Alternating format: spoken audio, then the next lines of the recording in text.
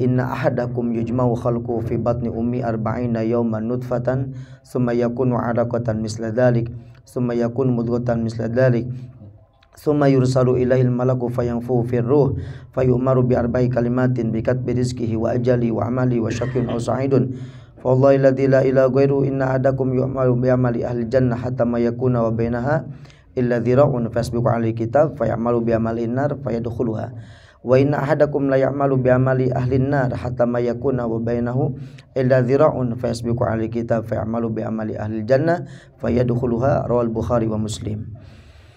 Dikatakan di dalam hadis ini bahwa kita semua ini dikumpulkan oleh Allah SWT di perut ibu kita. Yang pertama adalah berupa nutfah.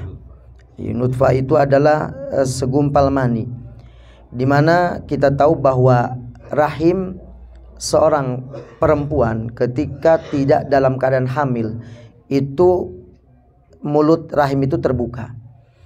Nah, karena mulut rahim terbuka sehingga wanita tersebut bisa terjadi haid, karena darah haid itu adalah damu jibillatin yakhruju min aqsa rahimil mar'ah, yaitu darah watak seorang perempuan, darah normal seorang perempuan yang keluar dari ujung rahim.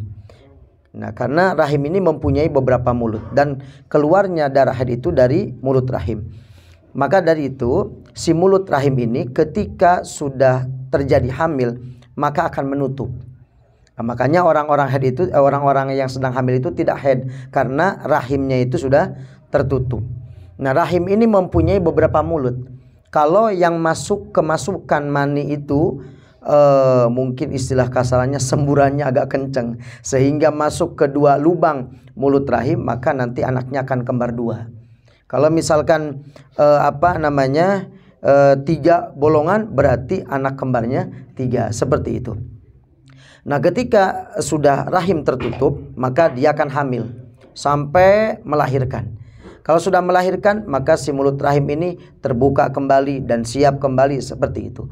Nah, ketika sudah masuk maka si mani ini akan dicampur oleh malaikat. Allah Subhanahu wa taala mengutus mengutus malaikat untuk apa? Untuk mencampur si mani ini yang sudah tercampur di dalam rahim seorang wanita dengan tanah yang halus, diambil dari tempat di mana si orang tersebut nanti akan dikuburkan.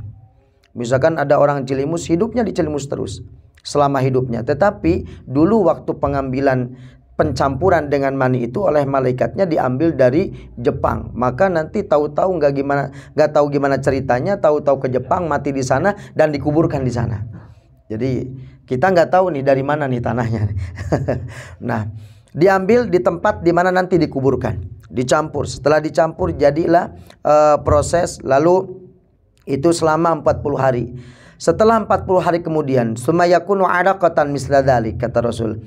Lalu setelah 40 hari kemudian maka menjadi 'alaqah, jadi menjadi segumpal daging, segumpal darah. Ya. Setelah segumpal darah, summa yakunu mudghatan misla dzalik. Setelah 40 hari kemudian lalu menjadi mudghah, menjadi segumpal daging. Maka dari itu totalnya 40 hari, 40 hari, 40 hari berarti 120 hari. 120 hari itu sama dengan 4 bulan. Makanya kenapa adat kita mengadakan acara 4 bulanan, karena di sini nanti setelah 4 bulan itu summa yunfakhu fir ruh, lalu akan ditiupkan roh ke dalam segumpal daging tersebut. Nah, sebelum ditiupkan rohnya, lalu setelah itu fayu'maru bi arba'i kalimatin, lalu Allah memerintahkan kepada malaikat untuk menentukan 4 hal. Bikat birizkihi, yang pertama untuk mencatat rizkinya. Seberapa rizkinya orang tersebut, nanti dia akan punya mobil atau tidak, uangnya berapa, usahanya bagaimana, bangkrut atau tidak, hari ini dapat berapa, hari kedua dapat berapa, dan seterusnya. Itu diatur semua rizkinya. Maka kita nggak usah khawatir masalah anak. Waduh, di KB katanya, KB itu keluarga besar kalau menurut kami, bukan keluarga berencana.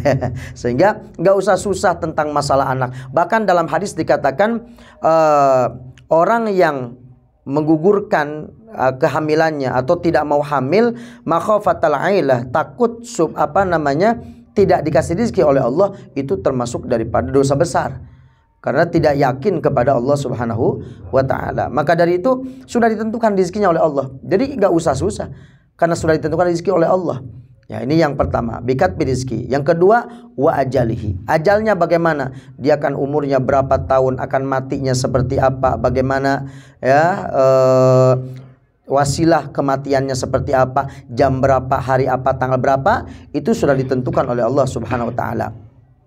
Wa amalihi, lalu selanjutnya amalnya, termasuk daripada amal min amalil khair, termasuk daripada orang-orang yang beramal baik, atau termasuk orang-orang yang beramal buruk. Nah, ini ditentukan oleh Allah SWT. Yang terakhir, yang keempat, syaqiyun aw sa'idun. Dia termasuk orang yang celaka atau termasuk orang yang selamat. Itu sudah ditentukan oleh Allah SWT.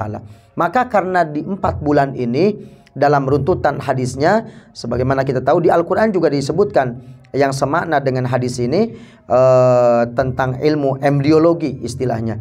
Dan ini para ilmuwan ketika meneliti tentang ini, mereka terkagum-kagum. Kenapa? Karena ternyata proses-proses ini sudah disebutkan di Al-Quran, sudah disebutkan oleh Nabi 1400 tahun yang lalu. Ini menjadi tambah keyakinan kita kepada Allah, kepada Rasul, karena sudah ditentukan 1400 tahun yang lalu, sudah dibahas oleh Nabi. Dan ternyata dalam ilmu embriologi pun ternyata sesuai dengan apa yang ada di dalam Al-Quran atau dalam hadis. Maka karena ini nanti akan ditentukan oleh Allah ketika 4 bulan ini, 4 hal tadi, maka dari itu kita meminta kepada Allah sebelum ditentukan.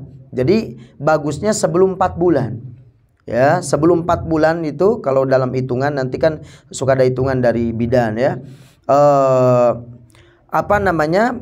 Sebelum 4 bulan itu maka kita berdoa kepada Allah SWT dengan harapan apa? Supaya nanti ketika ditentukan oleh Allah, ketika ditiupkan roh dan ditentukan rizkinya, ajalnya, amalnya selamat atau tidak, itu kita sudah meminta kepada Allah.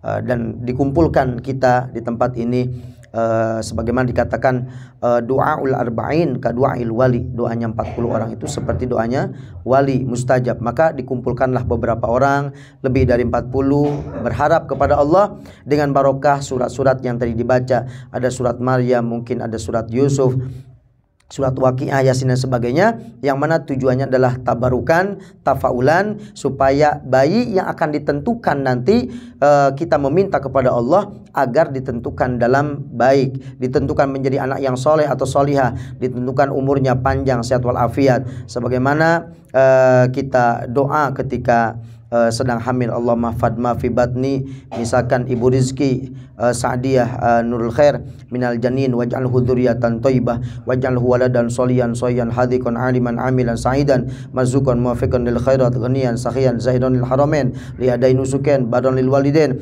Allahumma ahsin khalqahu wa khuluquhu wa ahsin sawtahu li qiraatil Qur'an wal hadisin nabawi bi jahi nabika Muhammadin sallallahu alaihi wasallam fi kulli ta'atika wa ta'ati rasulik wa husni ibadatik. Misalkan seterusnya, Allahumma sahil khuruja wa indal wiladah warzuqu wa walida wa salamata wa sa'adah wal afiyata wa syada husnul khatimah. Seterusnya masih panjang ya.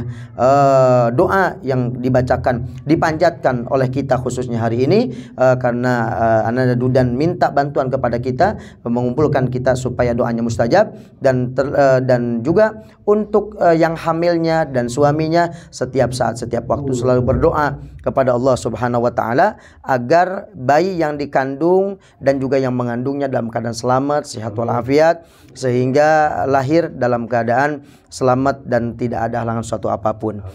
Itu sedikit yang dapat saya sampaikan. Semoga ini memberikan pencerahan kepada kita, sehingga kenapa diadakan acara 4 bulanan. Dan seterusnya hadis kalau kita bahas masih terlalu panjang. Pada intinya dalam hadis seterusnya, bahwa seseorang itu kalau sudah ditentukan oleh Allah termasuk orang yang ahli surga, sampai dia beramal jelek, sampai hatta mayakuna bainahu wa baina ila dhira'un, sampai tinggal 1 jengkal dia akan masuk ke dalam neraka, tapi dia beramal baik, lalu mati dalam keadaan husnul khotimah dan masuk surga. Sebaliknya ada orang yang beramal baik tapi 1 jengkal lagi akan masuk ke surga, dia beramal buruk, mungkin murtad, naudzubillah min dzalik, lalu dia mati dalam keadaan suul khotimah dan masuk neraka. Nah, maka kalau kita lihat dari hadis ini, kalau orang itu dari awalnya beramal baik terus sampai mati, maka insya Allah surga. Tapi kalau orang beramal jelek terus sampai mati, ya itu ketentuan dari Allah, kita nggak tahu. Nggak boleh kita bilang neraka dia. Yang menentukan hanyalah Allah Subhanahu Wa Taala, kita tidak tahu. Tapi secara dohirnya, secara aturannya, kalau dia dari awalnya jelek mungkin su'ul khotimah. Tapi itu ketentuan, bukan bagian kita. Semoga apa yang disampaikan ada manfaatnya, ada keberkahannya. Mohon maaf apabila ada kekurangan, kesalahan, ada kata-kata yang kurang berkenan. Walafu minkum. Wassalamualaikum warahmatullahi wabarakatuh.